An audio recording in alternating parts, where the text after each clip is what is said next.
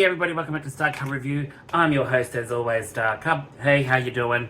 Hope everyone's doing well today. On today's agenda, I have for you another book review. Like I said in one of my previous videos, that I have been reading a number of books so far this year. And this is book review number 3 for a really awesome book from Preston and Childs. It was written in 2016, but I really had to do a review on this one because this one was really awesome. But before I get into that, I just want to say a huge thank you to everyone new to my channel, subscribing to my channel, commenting on my channel, has found my channel and is just watching. Thanks so much, guys. I really do appreciate it. You know I all love and appreciate you. And for those that are returning viewers, of course, I all love and appreciate you. So without further ado, let's get into it. So this is book review number 3, book by Preston and Childs. And Preston and Childs is one of my favorite authors. They are both absolutely amazing. Douglas Preston and Lincoln Childs. Now, this is a techno-thriller from 2016, and it's actually a sequel to their 2000 book called The Ice Limit. This one is, of course, Beyond the Ice Limit. Now, I never read The Ice Limit, and going into it, I read this one not knowing there was one previously before that, so I actually read the sequel, but it actually works out because I actually kind of got all of what I could from some of the backstory that is explained in the book, and it's absolutely fantastic. It's a Gideon Crew novel, and it's the 4th in the series. So, I'm reading it, and you know what? It is actually really good. Like, I could not put it down, and better yet, I was reading this with the audiobook that went along with it. So it made it more immersive, and it actually made the experience all that more immersive as well. Like the experience of it, and the narrator of the audiobook actually, it just felt right. It just was just like you could put it on, and you don't even have to read the book. You just listen to him narrating it away, and it was absolutely fantastic. Now, this book comes across like, and I will say, it actually feels a lot like a mix between The Relic, Alien, and some other sort of aquatic sea monster creature features, like what's that one, that movie, Leviathan. It feels like that too, or Deep Star 6. But this book is absolutely incredible. It was fun, it was engaging, it was scary in some sequences. It made you feel claustrophobic.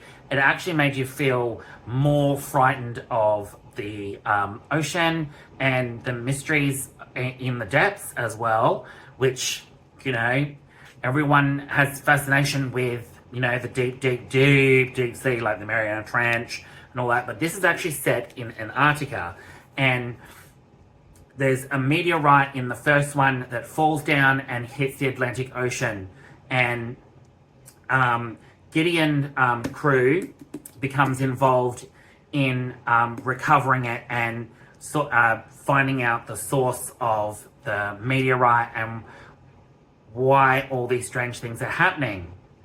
Now, in my notes, and this is set it explains to you, it's set like in the 5 years before the events of the book.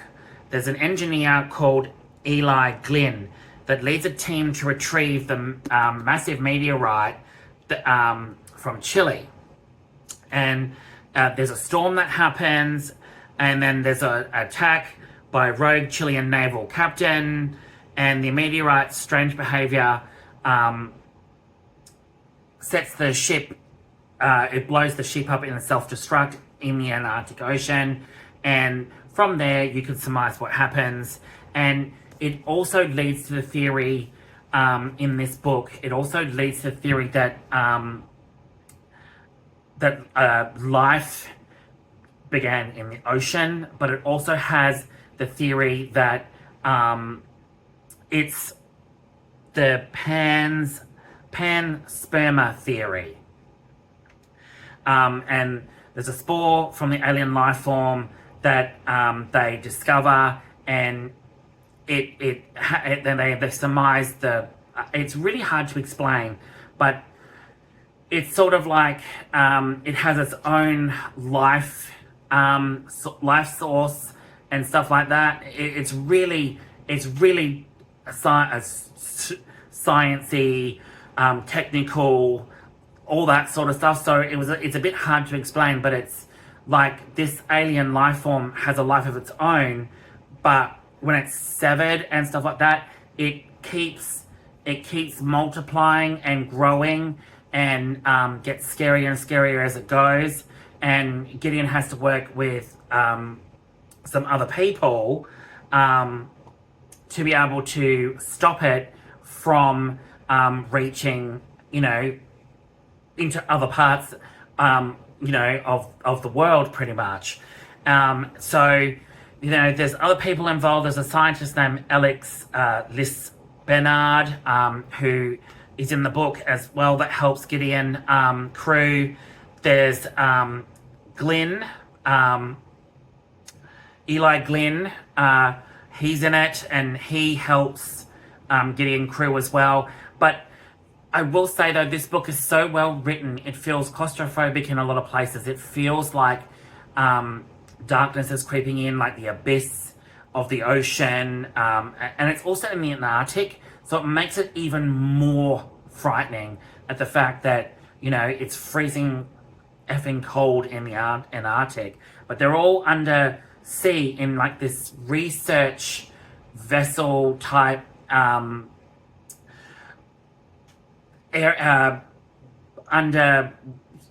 undersea vessel thing, and they've got to quickly discover why it's multiplying, what's happening with it, what it's doing, and it communicates. It has its own life force, and it's really it's bizarre. I can't really explain it that well, other than it was very, very fantastic. Preston and Childs are just incredible writers, and I couldn't put this down.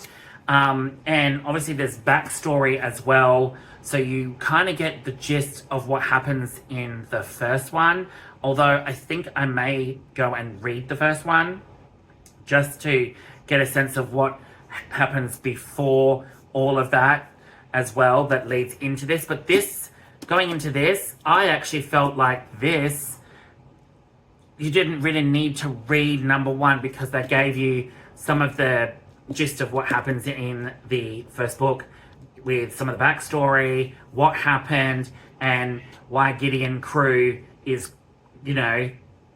called back again in order to retrieve the specimen and destroy it if necessary, if it's threatening life and whatnot. So it was a fantastic read from start to finish.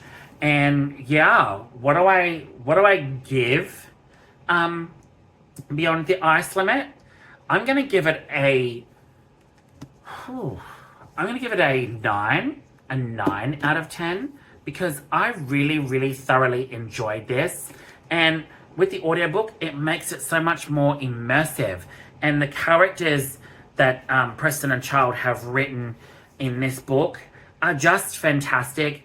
They work, there's twists, there's turns with this life form, and there's all different sorts of theories. It's sort of like the theory about where humans really come from, whether we come from ancient aliens or apes or dolphins, although my personal belief is ancient aliens. Always thought that we're ancient aliens, that we come from ancient aliens, much higher power, if I do say so myself. But there's so many mysteries surrounding the ocean, and that's exactly what this book does, is it gives you a sense that there's other things that are possibly out there that can contribute to the evolution and whatnot, and things that evolve on their own and expand on their own without human intervention, and some things can take a life of its own and, you know, spawn and create life within the ocean without having been created anywhere else. So that's the vibes that comes from this book. It's a great book, guys. Check it out. Preston Childs, Beyond the Ice Limit. And then the first book. This is the sequel. The first book is The Ice Limit. So do check this out, people.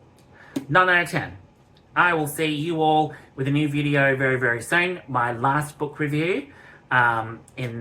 For so far, I've got more books to review. At the moment, I'm currently reading another few, so I will get those up in time once they're finished.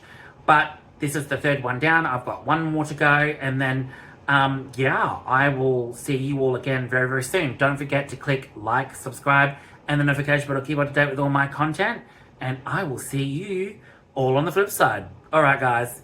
Peace, love, and all that jazz. Bye.